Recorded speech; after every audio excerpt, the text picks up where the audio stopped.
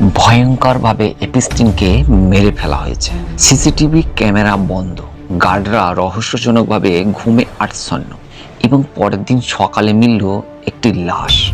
Jeffrey এপিস্টিন, যিনি বিশ্বের প্রভাবশালী নেতাদের নোংরা গোপন তথ্য জানতেন, তিনি কি সত্যি নিজের জীবন শেষ করে দিয়েছিলেন, নাকি এই সুসাইড ছিল একটি পরিকল্পিত মার্ডার? কোটিপতিদের এই গোপন সিন্ডিকেট আর পাইডোফাইল আইল্যান্ড ভেতরে আসলে কি ঘটত?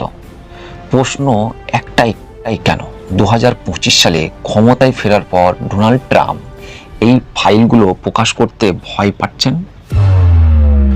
কল্পনা করুন সমুদ্রের মাঝে এক সুন্দর দ্বীপ, যা আসলে ছিল একটা জীবন্ত নরক, যেখান থেকে 15 বছরের একটা মেয়ে সাঁতরে পালানোর চেষ্টা করেছিল কিন্তু পারেনি। কেন এই দ্বীপকে পাইডোফাইল আইল্যান্ড বলা হতো? চলুন শুরু করি একদম গোড়া থেকে। গল্পটা শুরু হয় 1998 সালে।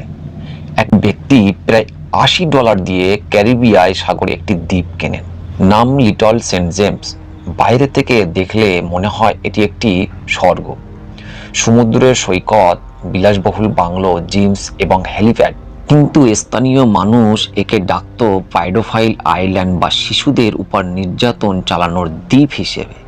এখানে 12 থেকে 17 বছর মেয়েদের পাচার করে আনা হতো এবং তাদের উপর অমানবিক যৌন নির্যাতন চলত। চারিদিকে সমুদ্র থাকায় মেয়েরা পালাতেও পারত না। কিন্তু এই দ্বীপের মালিক কে ছিল?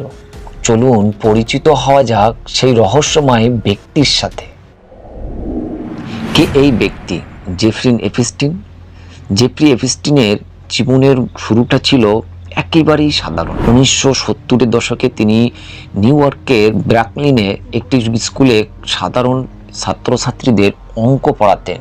কিন্তু অঙ্কের এই সাধারণ শিক্ষকই কয়েক বছরের মধ্যে ম্যাজিকের মতো হয়ে উঠলেন আমেরিকার কোটিপতিদের সবচেয়ে বিশ্বস্ত আর্থিক উপদেষ্টা বা ফিনান্সিয়াল অ্যাডভাইজার।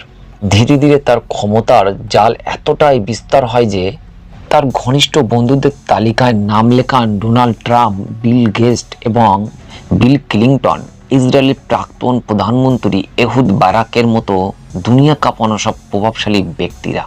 কিন্তু এই ক্ষমতাধর মানুষের সাম্রাজ্য ভাঙতে শুরু করলো 2005 সালে একটি মাত্র মেয়ের সাহসিকতায়। 2005 সালে মার্চ মাসে ফ্লোরিডার পাম বিচে হঠাৎ করে একটি অভিযোগ জমা পড়ে, যা পুরো আমেরিকাকে কাঁপিয়ে দেয়। মাত্র 14 বছর বয়সে একটি মেয়ে পুলিশকে জানায় তার এক সহপাঠী $300 লোভ দেখিয়ে এক ধনী ব্যক্তির বাড়িতে নিয়ে গেছিল শুধুমাত্র ম্যাসাজ দেওয়ার নাম করে। কিন্তু সেখানে পৌঁছানোর পর সেই ব্যক্তি তাকে পোশাক খুলতে বাধ্য করেন এবং যৌন নির্যাতনের চালায়। সেই ব্যক্তিটি আর কেউ নয়, স্বয়ং জেফরি এপিস্টিন। পুলিশ যখন তদন্তে নামে, তারা এক ভয়ঙ্কর সত্যর মুখোমুখি হয়। এটি কোনো বিচ্ছিন্ন ঘটনা ছিল না, বরং ছিল একটি সুপরিকল্পিত পিরামিড স্কিম, যেখানে এক মেয়েকে টাকা দিয়ে অন্য মেয়েদেরকে নিয়ে আসতে বাধ্য করা হতো। এইভাবে পুলিশ একে একে 35 জন নাবালিকা ভিকটিমের হদিশ পায়, যাদের জীবনের ধ্বংস করেছিল এই এপিস্টিন। এত বড় অপরাধের পর যে কারো জীবনে জেলে থাকার কথা, কিন্তু এপিস্টিন ছিল ভিআইপি। দেখুন সিস্টেম তাকে কিভাবে বাঁচালো। 2006 সাল নাগাদ এফবিআই মামলায় তদন্ত শুরু করে। 53 পাতা লম্বা চার্জশিট এবং 36 জন নাবালিকার ভিকটিম আর শত শত প্রমাণ। আইন অনুযায়ী এপিস্টিনের বাকি জীবন জেলে কাটানোর কথা ছিল। কিন্তু ঠিক এখানেই শুরু হয় ক্ষমতার নোংরা খেলা। পর্দার আড়ালে ফেডারেল অ্যাটর্নি আলেকজান্ডার আসকোডা এপিস্টিনের আইনজীবীদের সাথে একটি গোপন চুক্তি বা সিক্রেট ডিল করেন। এই চুক্তির ফলে সব বড় বড় অপরাধ থেকে এপিস্টিনকে মুক্তি দেওয়া হয় এবং তাকে মাত্র 18 মাসের সাজা ঘোষণা হয়। কিন্তু সেই সাজাটা ছিল আরও হাস্যকর। তাকে ওয়ার রিলিজ দেওয়া হয়েছিল, যার মানে সে সপ্তাহে 6 দিন প্রতিদিন 12 ঘন্টা করে নিজের লাইব্রেরি অফিস গিয়ে কাজ করার সুযোগ পেত। সে জেল যেত শুধু রাতের বেলায় ঘুমানোর জন্য। এমনকি ভিকটিমদের এই চুক্তির কথা জানানো পর্যন্ত হয়নি, যা ছিল আইনের চরম লঙ্ঘন। কিন্তু সত্য বেশি দিন চাপা থাকে না। 10 বছর পর এক সাংবাদিকের কলমে সবকিছুই ওলটপালট হয়ে গেল। এপিস্টিন জেল থেকে ছাড়া পাওয়ার পর মনে হয়েছিল গল্পটা এখানেই শেষ। অপরাধী পার পেয়ে গেছে আর ক্ষমতার কাছে হেরে গেছে বিচার। কিন্তু এই অন্ধকার সময়ে প্রদীপ হয়ে জ্বলে উঠলেন একজন নারী, American investigative journalist Julie Brown. তিনি মায়াবী হেরাল্ড পত্রিকার হয়ে টানা 10 বছর এই কেসটি নিয়ে পড়েছিলেন। 2019 সালে তিনি পারভার্সন অফ জাস্টিস নামে এক সিরিজ রিপোর্ট প্রকাশ করেন। সেখানে তিনি 80 জনেরও বেশি ভিকটিমকে খুঁজে বের করেন এবং তাদের সাথে কথা বলেন।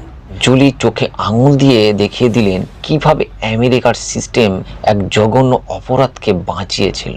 তার এই রিপোর্টের পর সারা পৃথিবীতে প্রতিবাদের ঝড় ওঠে। মানুষের এই প্রচণ্ড চাপের কাছে নথি স্বীকার করে পুলিশ, আবার তদন্ত শুরু করে এবং অবশেষে 2019 সালে জুলাই মাসে এপিস্টিনকে আবারও গ্রেপ্তার করা হয়।